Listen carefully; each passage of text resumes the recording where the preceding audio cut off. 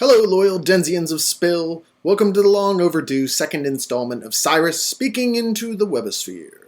What could have dragged me out of the self-imposed J.D. Salingerous isolation I normally hide in? Nothing but, of course, that most important of issues, that essential iconic discussion of Joseph Campbell-esque proportions. I, of course, am talking about Batman. It has come to my attention recently that perhaps not everyone sees eye to eye with me on the inherent superiority of Christopher Nolan's Batman Begins over that of the considerably lesser Tim Burton's Batman.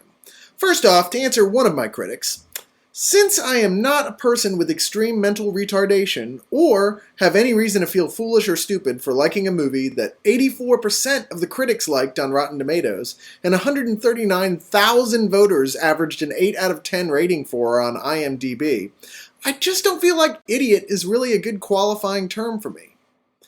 Okay, you busted me. I'm not really here about the Batman discussion. I'm here because of how seriously people take movies. I mean, like, emotionally seriously.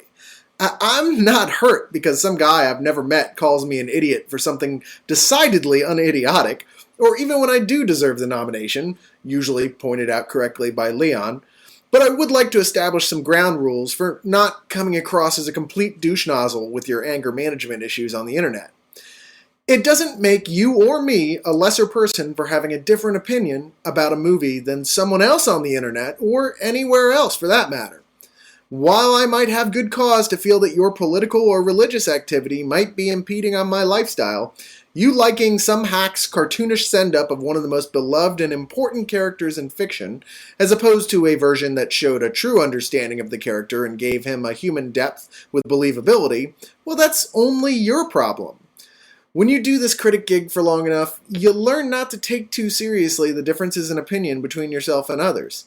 Sometimes you find yourself having to defend your opinion against the majority, even just here at Spill. And unless you can create some emotional distance, you're going to have a hard time keeping friends or even having anyone want to be friends with you in the first place. That being said, I have always been right in my opinions, especially when Carlisle disagrees with me. That's just a special bonus of rightness, like finding a secret area with free power-ups in God of War. I have always been right because it was right for me. I'm judging art here, people, not algebra homework, and there is no one right answer for everyone, just for each individual person. My denigration of a waste of celluloid like Norbit is absolutely correct for me and for many others, but for an 11-year-old kid who hasn't seen all those other crappy black comedian in a fat suit movies, I couldn't be more wrong.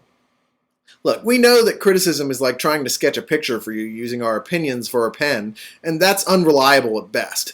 We also know that we come across often a bit more scathing in our opinions than you might see elsewhere, and that's just the trade-off you're going to get for our choosing to inject humor into the proceedings.